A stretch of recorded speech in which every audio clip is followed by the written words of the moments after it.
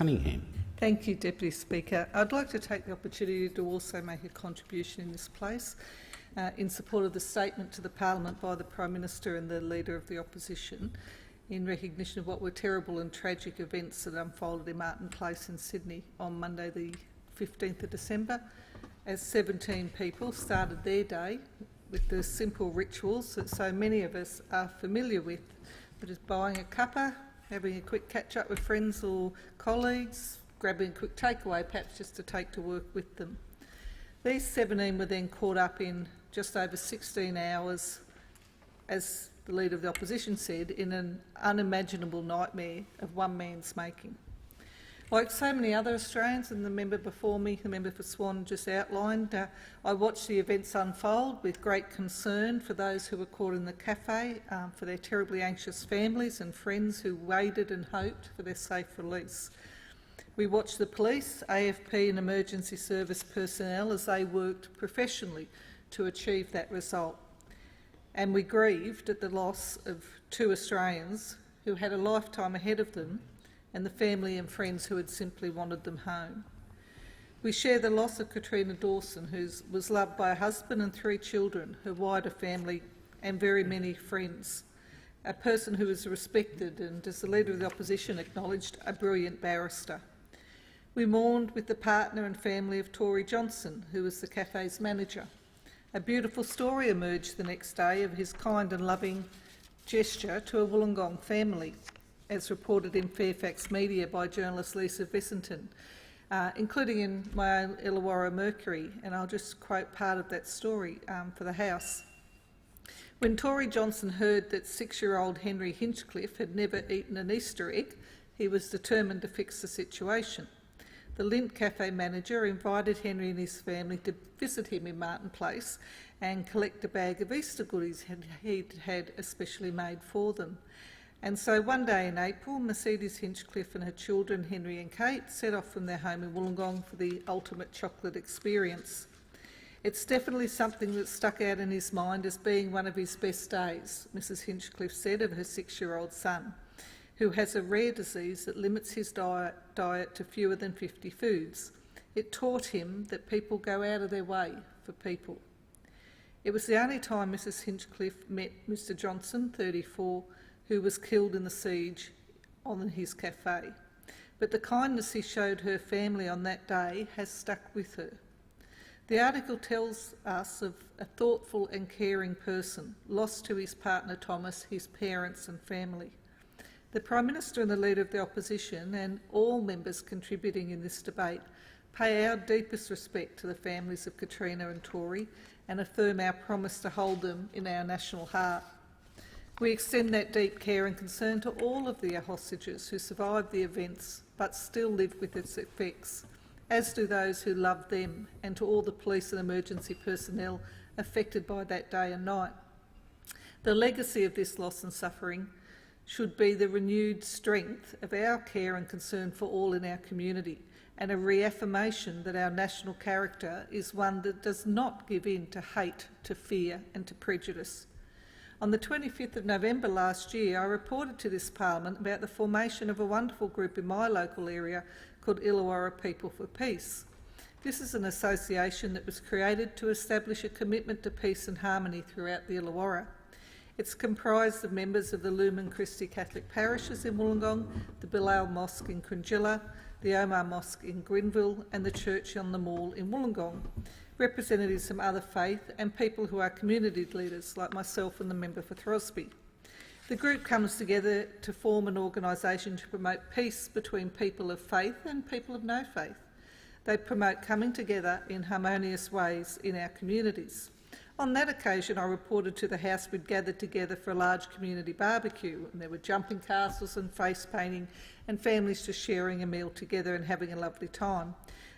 On that occasion, we heard from Father Aloysius Moe from the Jesuit Refugee Service, who's a priest of a Malaysian background who's worked with both Christian and Muslim communities, and he recited a very moving story of his own father's funeral in Malaysia.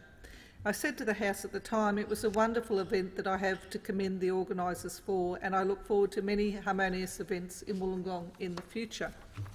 Only too soon, on the 19th of December, we saw the need to gather the group together again with our community to hold a peace service for those affected by the Martin Place siege.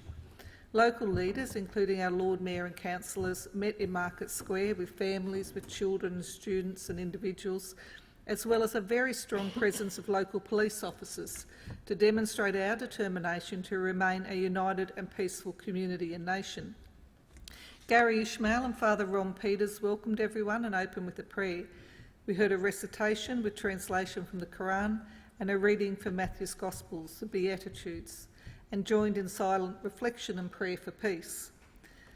I would like to also acknowledge the wonderful spontaneous participation of so many locals and so many Australians in the I'll Ride With You #action to express our rejection of any expression of hatred and division through the social media.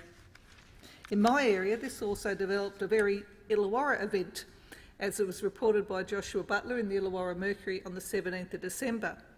The I'll Ride With You movement took over social media this week, a show of solidarity for Muslims who feared retribution in the wake of the Sydney siege. A team of water safety educators hopes its I'll Surf With You tagline picked up much of that steam.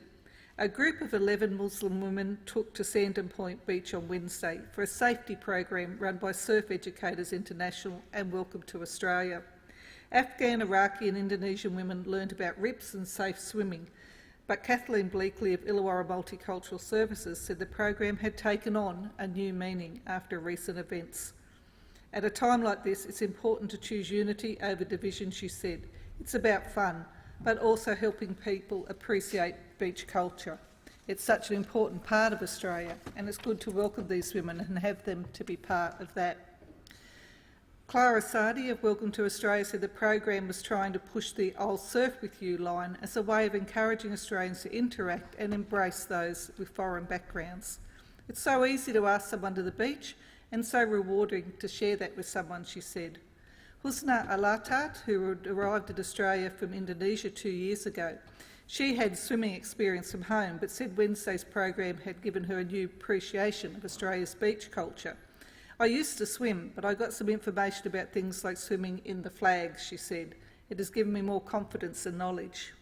Sadly, only today, Illawarra journalist Agron Latifi has reported that the ugly face of racism reared its head again, with an event that left local lady Nina Tradazam shaken but far from beaten. His story tells an occasion last month when an elderly woman made racist comments and threw religious abuse at Mrs Azam as the pair waited in line at Officeworks in Ferry Meadow. Mrs Azam also tells of the abuse that she suffered 13 years ago by 3 young men in a car that caused her to stop wearing the hijab, and that she'd only recently found the courage to start wearing it again. I'd like to read directly from the conclusion to Mr Latifi's article. A medical practice manager and palliative care social worker, Mrs Azam only recently found the courage to wear the hijab again. The 44-year-old said her desire for world peace is far greater than her desire to look attractive as a woman. She wants a stronger spiritual connection and is adamant that nothing will deter her from wearing the hijab, not even the hate crime on January 20. She, her abuser, was persistent in her determination to disempower, provoke and demonise me and my faith purely because I was wearing a hijab, Mrs Azam said. She said Muslims were all evil people who cause trouble all over the world. I tried to reassure her that she should not believe everything she hears in the media, but she wouldn't let up, Mrs Azam said. Even when I tried to tell her about my experience of victimisation when I was 7 months pregnant, she kept going, saying that Muhammad had 66 wives. Having devoted most of my life to voluntarily caring for the elderly, I was in fact shocked and genuinely hurt that she could be so hateful, bigoted and offensive without personally knowing me. But it was only after Mrs Azam nearly drowned while kayaking that she decided to report the incident to the police. I felt helpless, I felt stupid, I felt vulnerable and scared that I would drown, but at the same time I was bargaining with God that if he helps me get back to my family, I won't be the coward I was 13 years ago, and I'll stand up for those who can't stand up for themselves, she said. I will meet Mrs Azam next week, and she has reported the incident to the police, who are investigating. As so many of others have stated in this place, in our communities and the media, the tragedy and loss of Martin Place will not be replaced by fear and division in any of our communities. I thank